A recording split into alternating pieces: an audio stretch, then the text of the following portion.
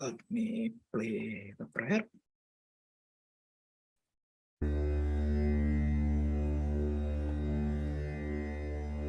Yogena chittasya padena vacham malam sharirasya cha vaidyakena yopakarot tam pravaram muninam patanjalim pranjaliranatosmi. Okay, happy Diwali to all of you. My apologies, I'm getting a lot of messages now that it is Diwali. A lot of people cannot join. So I should have been mindful to that.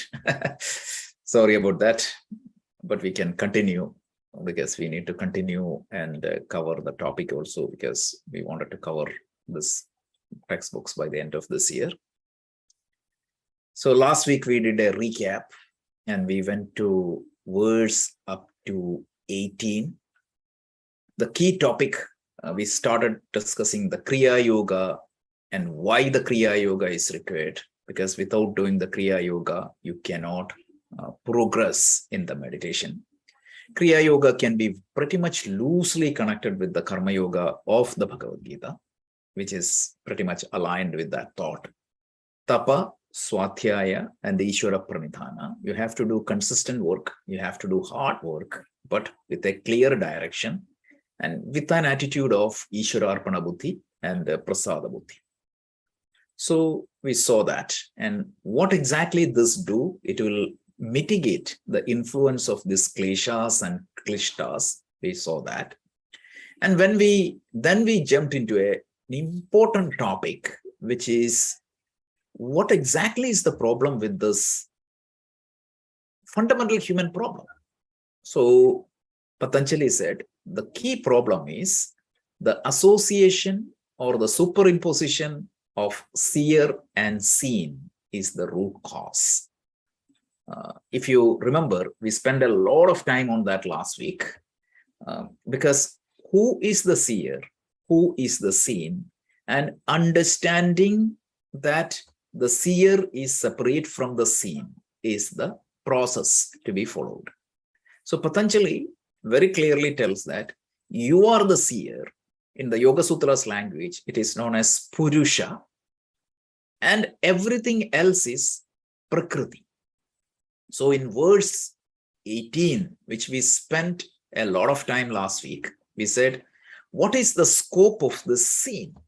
He said, all the drishya padarthas are under the scene. So that means we saw that every physical objects you can think, every mental object you can feel or think, in every physical object you can experience, every mental object or intellectual thinking, everything will come under the scope of this drishya. So that is drishya. The problem is, he was telling, drishya drishtu samyogaha hedu in the previous verse. Typically what happens is, we get identified ourselves with the drishya. So I think that my mind, which is a drishya for me, is me.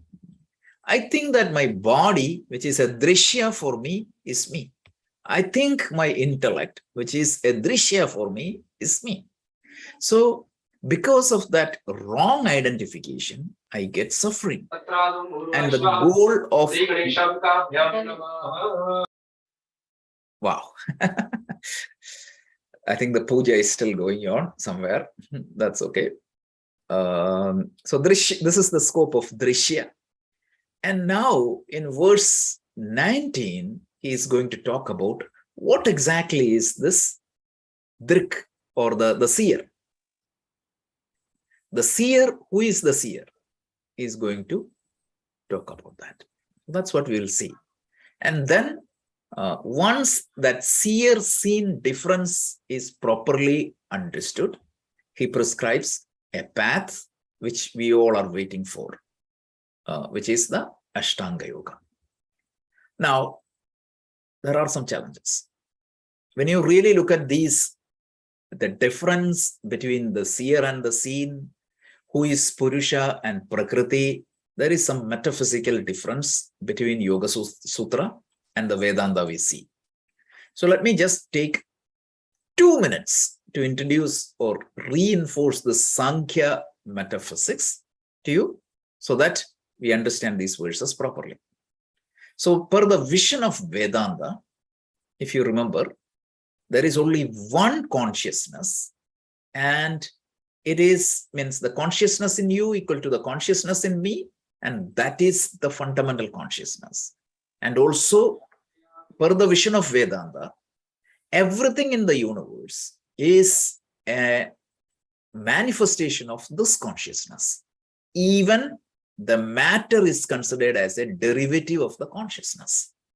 So per the vision of Advaita Vedanta, everything is consciousness, which is of the nature of Sat, existence, because every matter in this universe is derived from the consciousness, and it is the nature of that the nature of that is consciousness. And once you realize that, you get that infinite amount of contentment known as Ananda. So fundamentally, there is only one, that one appears as many. This is the vision of Advaita Vedanta. Now, when it comes to Sankhya, there is a slight difference. Sankhya philosophy or Sankhya metaphysics tells us that the universe, there are two orders of reality. One is matter and the other one is consciousness. The matter is known as Prakriti. There is a Mula Prakriti. From that Mula Prakriti, every material objects, including the mind and intellect, is derived from that matter, which is the Prakriti. Whereas the consciousness is known as Purusha. So from Anadi, these two exist. You got the difference. In the case of Vedanta, there is only one.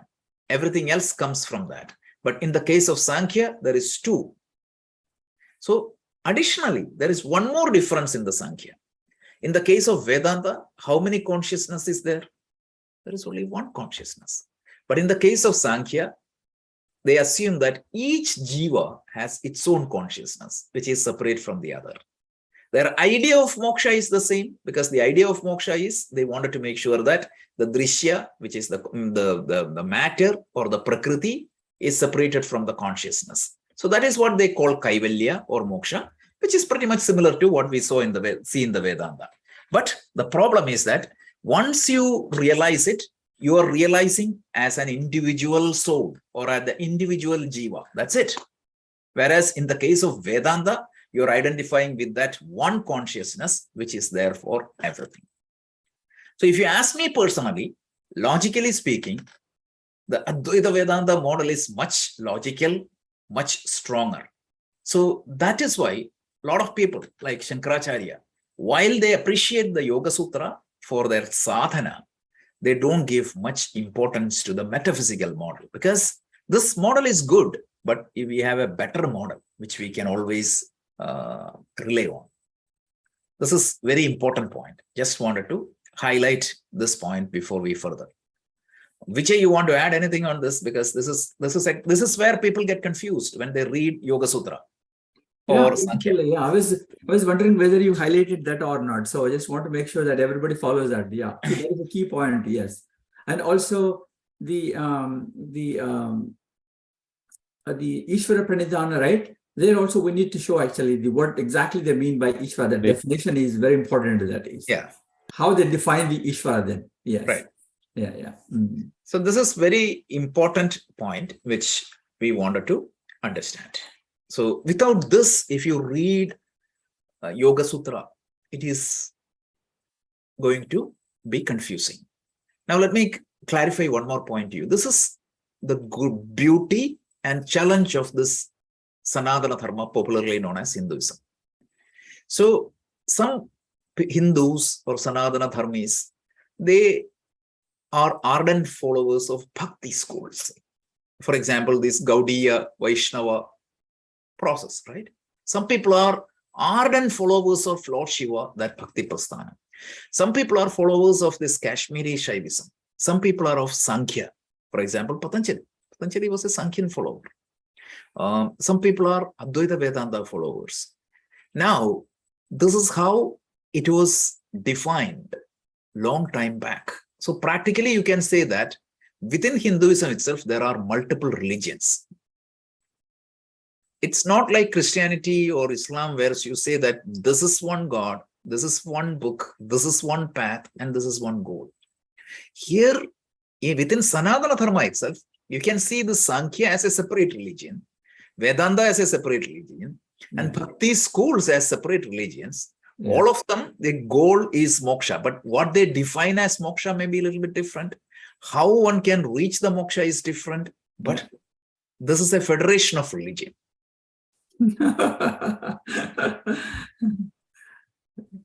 And another confusion is, so now what happens? The books are available in each of these branches, I would say.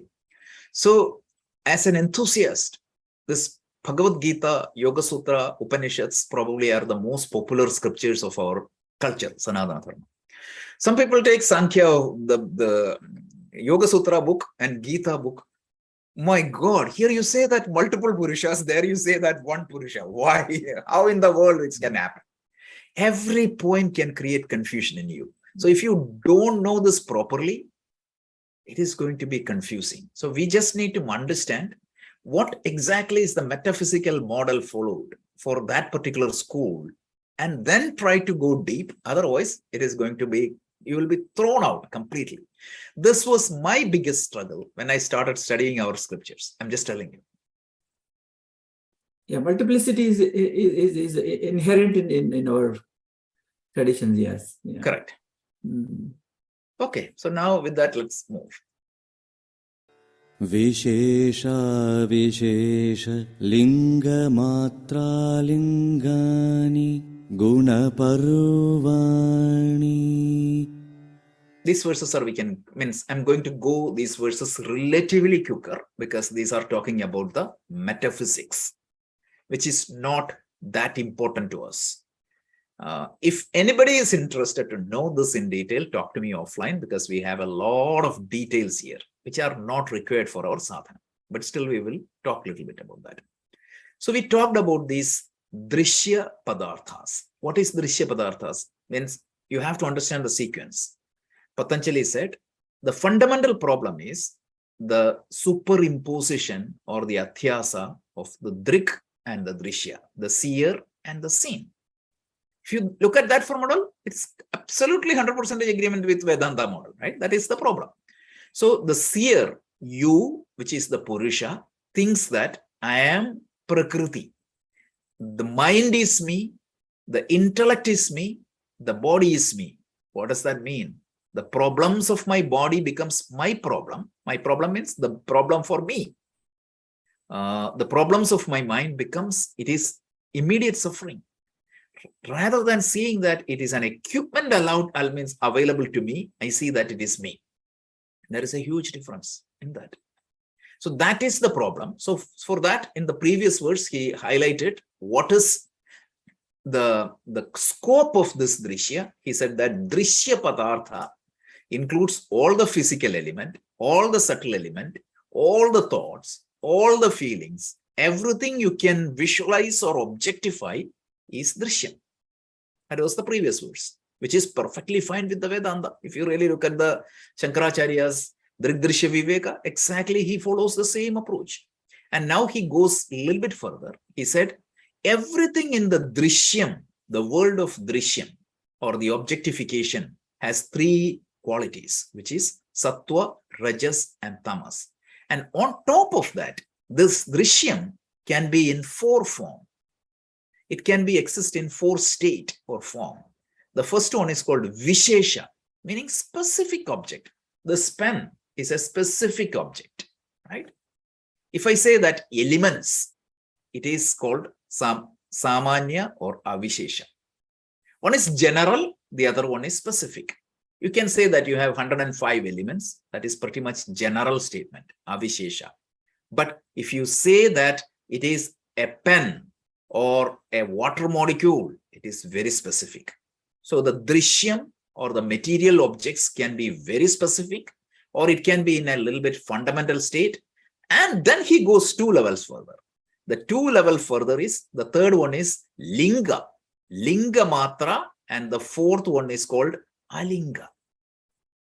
So imagine like this, right? So this pen, if you take, this is a particular manifestation of matter. If I go down, this can be even subdivided into, say, molecules. 105 molecules in different combination, whatever is that, it becomes this pen. But you can even go down, right? That 105 molecules can be atoms. That is the, I mean, I'm not saying that atom is linga. It says that there is a subtle rubber of matter is still there. Beyond the elements, there are some subtler, that is called linga. You have some indication, but you don't have the details. Atom, you have some indication. That's a good example. So initially the objects are derived from tanmatras or the actual molecules. And that molecule is derived even from the subtler atom. And then he said, even that subtler linga is derived from something else called alinga. You don't even feel or touch or anything, but that is the primordial matter. And that primordial matter is known as Mula Prakriti. Mula Prakriti means that is the source of all material. And in the case of Sankhya, unlike Vedanta, this Mula Prakriti is not derived from the Brahman or the absolute reality. The Mula Prakriti has its own existence. That is what it is. Make sense? Bala, Raji and Manoji, please, you can, only few people today, so we can have good discussions. Is it clear? So this says that the qualities of or gunas, properties of the drishyam, or the states of gunas. See, the thing is, drishya is classified into 4, and the state of the gunas, I mean, based upon the guna means the attributes.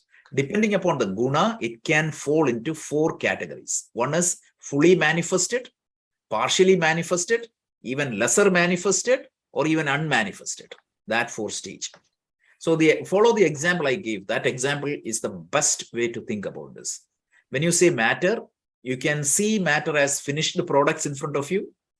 But if you take that finished product, behind that finished product, atoms will be there. Sorry, molecules will be there. Behind the molecules, atoms will be there. And even before that, the undifferentiated matter is there.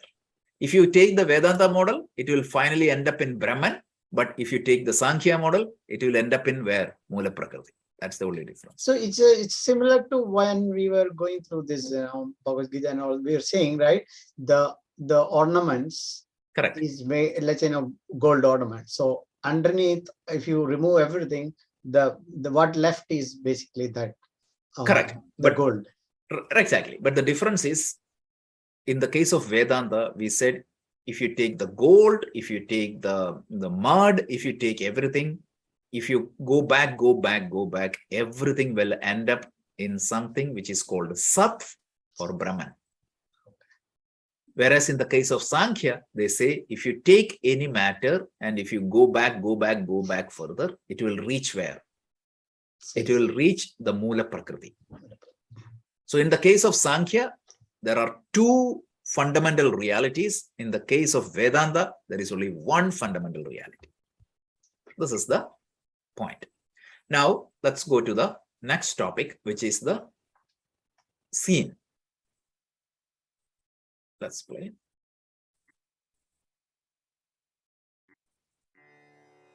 Drashta drishimatraha shuddhopi pratyayanupashyaha. So what is the seer then? Remember, the scene is known as Prakriti, or the Drishya Padarthas are called as Prakriti. That everything in the Prakriti can be of 3 gunas, Sattva, Rajas and Tamas, and the matter can exist in 4 states. Vishesha, Avishesha, Linga, Alinga. These are the 4 states. Now coming back to the Purusha, seer, Drishtva, right? Drishti matraha. It's only the power of seeing. Seeing means power of witnessing. That's it. That's it. And it is shuddha. It is pure. And what happens? It apratyayanupashyaha. You think that you see it, but you don't see it. What you see is mind. The problem is when the consciousness stays pretty much closer to the mind, when the Purusha stays pretty much in the proximity of the mind, what happens? The superimposition happens. Vyasa, in his commentary, he clearly clarifies. He tells, if you put a flower of hibiscus in front of a crystal, what happens? How the crystal will look like? Red. Where exactly is that redness belong to? Is that an inherent property of the crystal? Or is that get superimposed to the crystal because of what? The flower, which is in close proximity. So like that, Patanjali tells, really speaking, the drishta or the seer or who you are is pure consciousness. Pure consciousness means there is no sorrow in that, there is no happy thought in that, nothing. But because of this close proximity of the mind, what happens? The consciousness get identified with some thoughts in the mind. And as a result, what happens? When the mind is happy, the consciousness, even though it is pure and it is unaffected by any of the emotions, it feels that I am happy, rather than recognizing that, yes, my mind has a happy thought. It will identify itself with the thoughts of the mind, and that is the fundamental problem in yoga. And coming back to Vedanta, is there any difference between Vedanta and yoga here, or the Sankhya here? No. Vedanta also tells the same thing. So this verse tells that what is consciousness? It is only sakshi bhava, witness, or drishti matra. It will only see, right? It will illuminate what exactly comes to your mind. If the mind has positive thoughts, that will be seen by the consciousness. If the mind has sad thoughts, the consciousness will see the sad thought. If the mind has jealous thought, the consciousness will see the jealous thought. That's it. But because of this close proximity, yourself get identified with the vrittis. When you get identified with the vrittis, you become a sufferer and enjoyer, and you get caught up in this web. This is the summary of this. Vijay, please. So what I take from here is basically it says that your mind, or the way you see or look at it, you have to clear, or you have to purify your thought or look, right? How you see it. Yeah, it is. So that's a kind of difficulty, right? Because it's my mind, or so many things predefined, or some lot of prior thoughts or experience, and all that You're goes coming to the root cause of the problem, right? Right. Right. That is the challenge, right? It's a chicken and egg problem, because you wanted to disassociate from your mind and see that objectively, but the problem is what? The mind is always pre-filled with thoughts because of your past, and that is why Kriya Yoga is introduced earlier. Patanjali tells, right, when these kleshas are there, there is no way for you to objectively look into your mind. So you have to practice that Kriya Yoga, which will put a break into the thought, or a filter, and put the appropriate thoughts in appropriate quantity in your mind. Then you should be able to practice it. So without that, very, very powerful, right? That step is very, very powerful, right? It clearly says that when you look at some problem, or when you work on something, or you look at something, you remove all your other stuff. Correct. Right? It's like a whatever that screen, you just remove the screen and just go only to that. Yeah. But that's a theoretical. With practical, thoughts comes, right? Yeah. A lot of your prior thoughts and all that experiences comes when you see that. Correct. So how do you eliminate that? Correct. And that is why we were talking in the Bhagavad Gita class. It so happened that the topic collides. So always we see that, right? When we do the Bhagavad Gita and Yoga Sutra class, it complements each other. So in the yoga of meditation, Krishna was telling, right, the different types of meditation. Remember, we talked about that example. What is conventional thinking? It is called associative thinking in psychology. So associative thinking is if you have a thought T1, then a thought will trigger T2. I'm making it very simple. Like from T1, it means T11, T12 can come, but that's different. Let's make it simple. T2 will come. T2 will come, take you to T3. T3 will take to T4. Eventually, what happens? I have no idea where exactly my thoughts are dragging me. Correct. I was just telling, right? I want to go to JFK. So then I thought, okay, let me call an Uber. Or then I'll say, okay, last time when I called the Uber, the JFK had traffic. Then I will say that, okay, whenever I travel, the traffic is there. Everybody, when they go, that is good. Why I may get flight. Then I say that, okay, not just the flight, everything else, it is the same thing for me. When I put money in stock, it will crash. Then I will go from there onwards. Childhood onwards, this is my problem. Look at the way. It's just take me for a ride. So this is how usually we work. But in Krishna tells, right, what is your first goal? First goal is you wanted to make sure that you're putting an effort. See, right now, when you have T1, you don't have much control where exactly your mind takes you.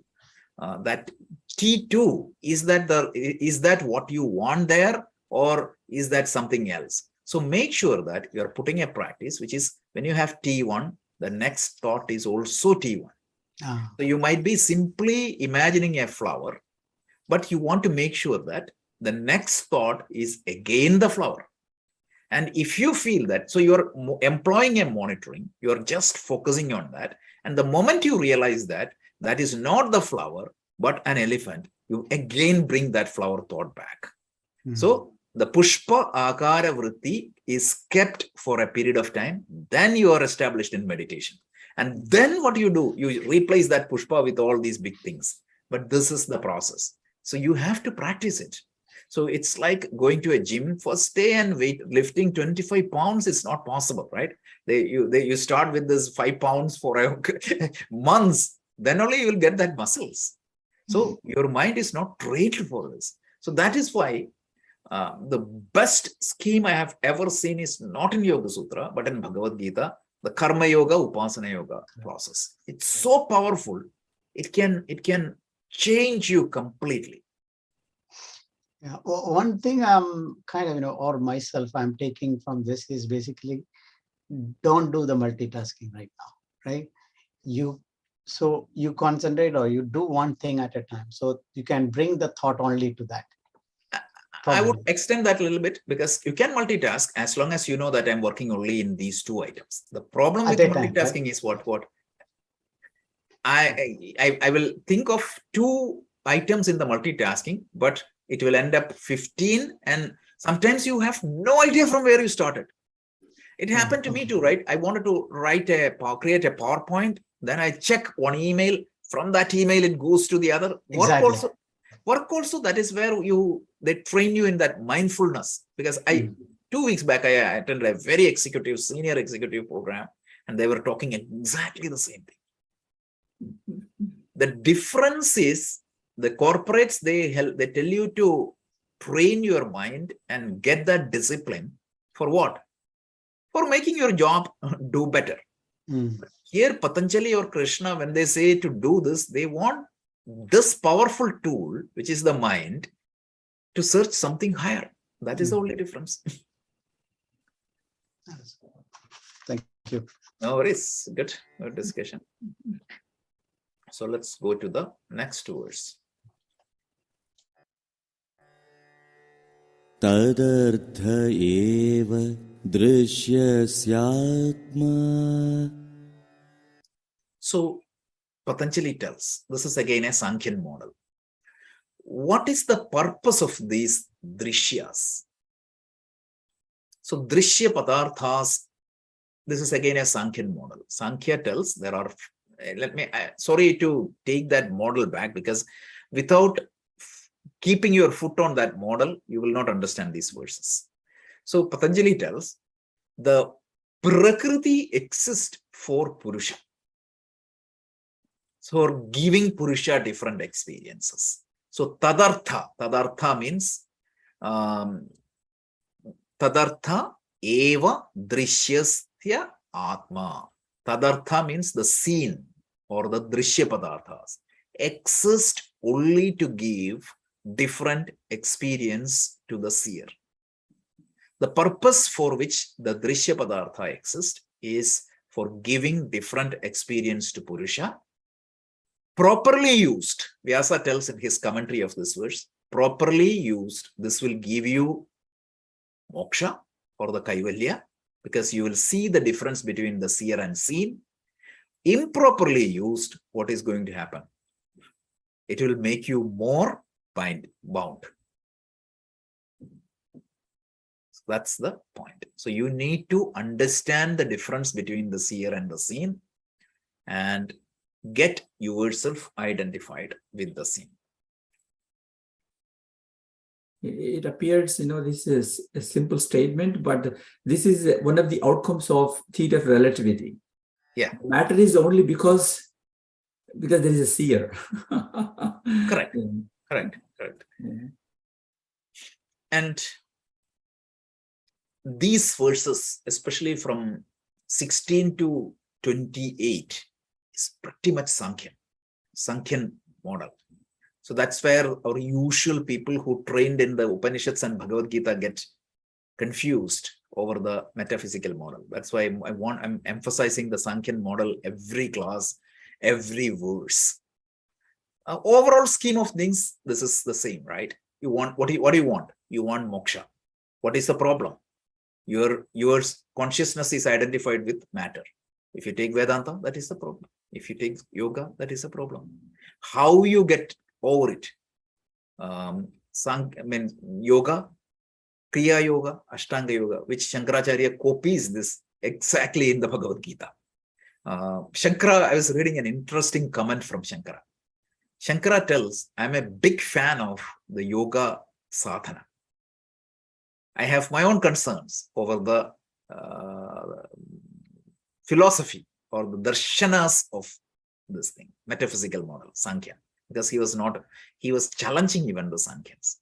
So even when he was debating and challenging the Sankhyans, he took the entire sadhana from the Yoga Sutra. So for our purpose, we study Yoga Sutra for the sadhana, because sadhana is very powerful. These are all details for advanced students, but this class is an advanced class, not just going over the Yama Niyama only, right? We are going through the Yoga Sutra. That's why these things comes. So let's go to the next verse.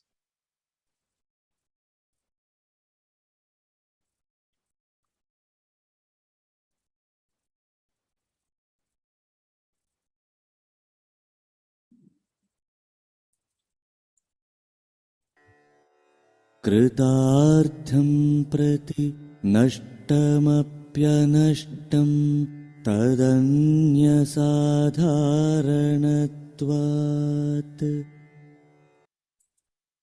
So he tells Kritartham Prati, very interesting verse. So Kritartham Prati, when the Purusha get self-realization, right? So let's say that Bala is an individual. Bala has a Purusha and the Prakriti exists around him. So imagine that Bala got realization. You realize that, okay, I am Purusha. So per the Sankhyan model, that Purusha gets liberation. But this universe will continue to exist till all the other Purushas get liberated. This is a fundamental difference between Vedanta and Sankhya. Right? So per Sankhya, there are billions of Purushas in the universe, and this universe and the Prakriti will continue to exist. That is what tells, right? Whose purpose is, means although ceasing to exist in relation to him whose purpose is fulfilled. For example, to one Purusha, when he get realization, his purpose is fulfilled, but the Prakriti will continue to exist till all Purushas get liberation.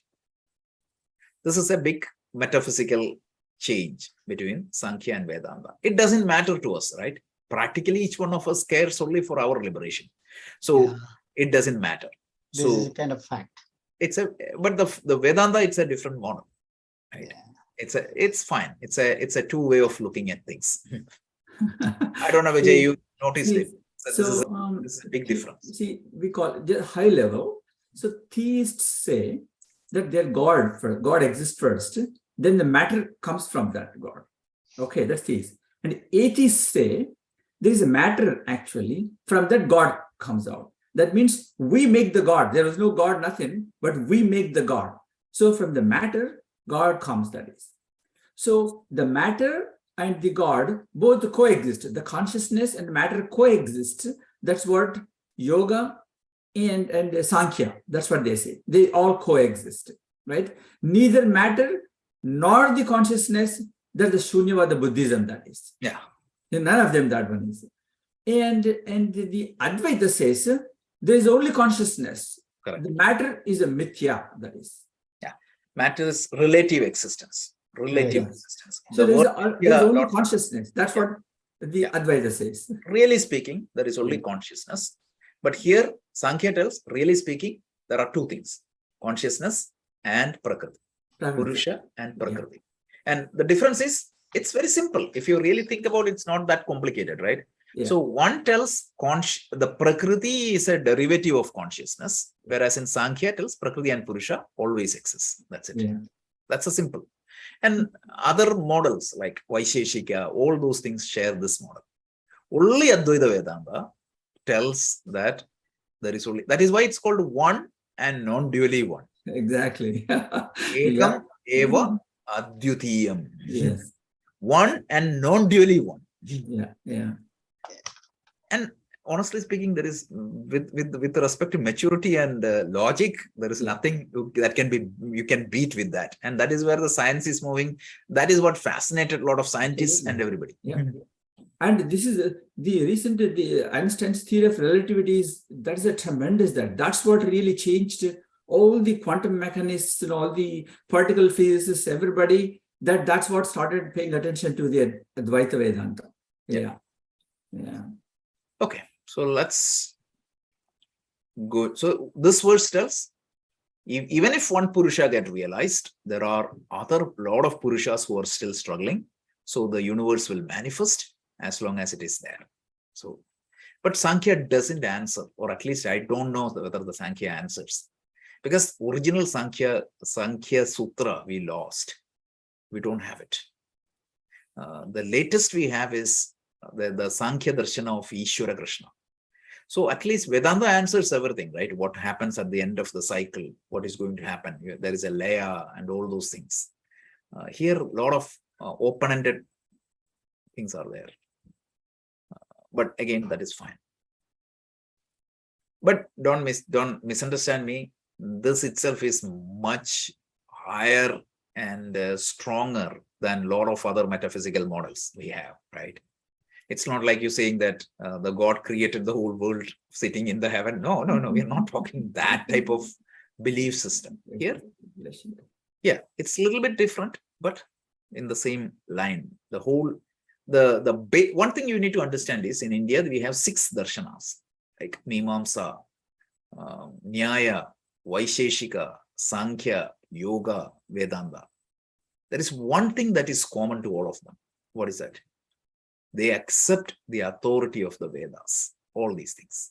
And that is why they call it as Astika.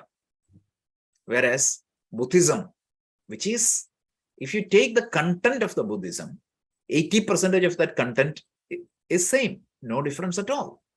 Only difference is that Bhagavan Buddha didn't accept the authority of the Veda, and that is why it became a Nastika.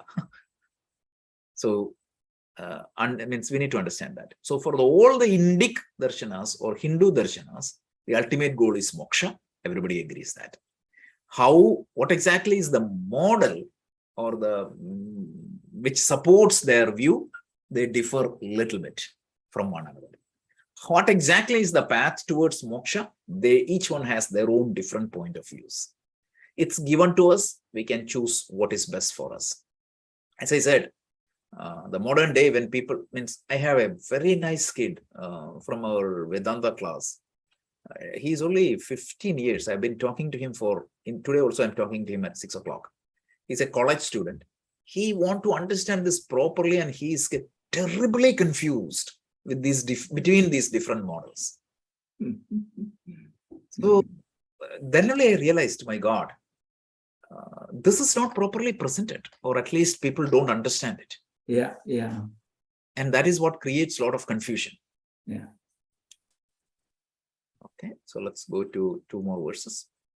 As I said, this verses we can go quickly.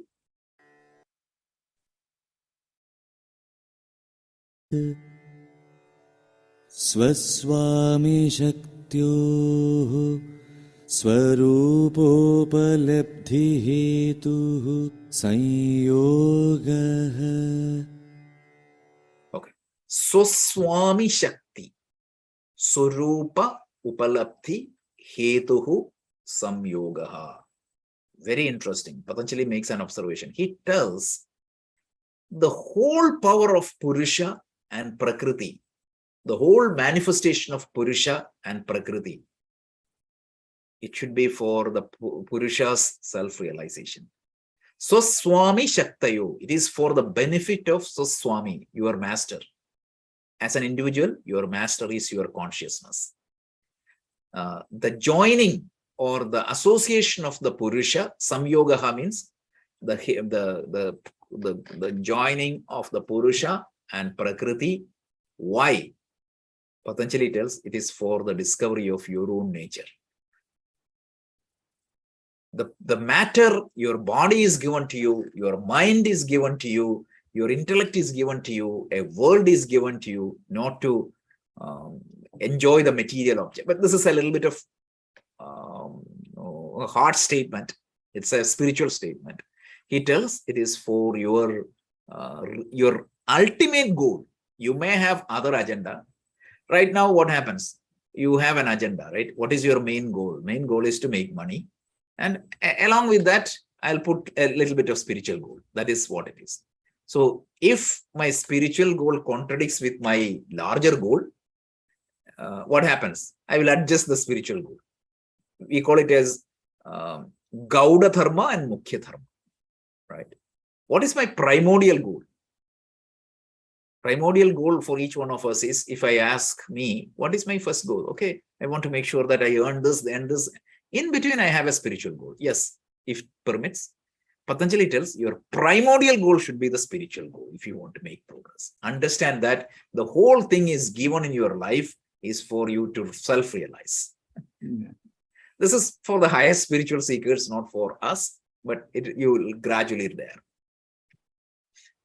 So the world is given to you, your mind is given to you, your intellect is given to you. Everything is for this, achieving your spiritual goals. This is a very big difference. Even Karma Yoga, right? The first preference is like, yes, I can work on certain things, I can get the benefit, but it cannot contradict dharma. So when I put that dharma first in front of artha and kama, I'm giving more importance to spiritual life. And each one of us should be doing that. Yes, I can tap money, I can make relationship as long as it is not contradicting the dharma. That's very important. Okay. See, this is what I always laugh when I read Yoga Sutra. Yoga Sutra is meaning if Bhagavad Gita is a spiritual book, this is 2 times more spiritual and ascetic, right? They talk about the sadhanas and spiritual goals more. And this is the text that is every yoga studio they display and say that this is the manual you follow. And what exactly they follow? Exactly the opposite. Yeah. That is the paradox. Hot yoga, cold yoga, all these things comes extremely focusing on the material aspect. That is important, but look at what Patanjali tells and what exactly the followers are doing. Yeah. Very interesting. Okay, one more verse and then we can stop today's class.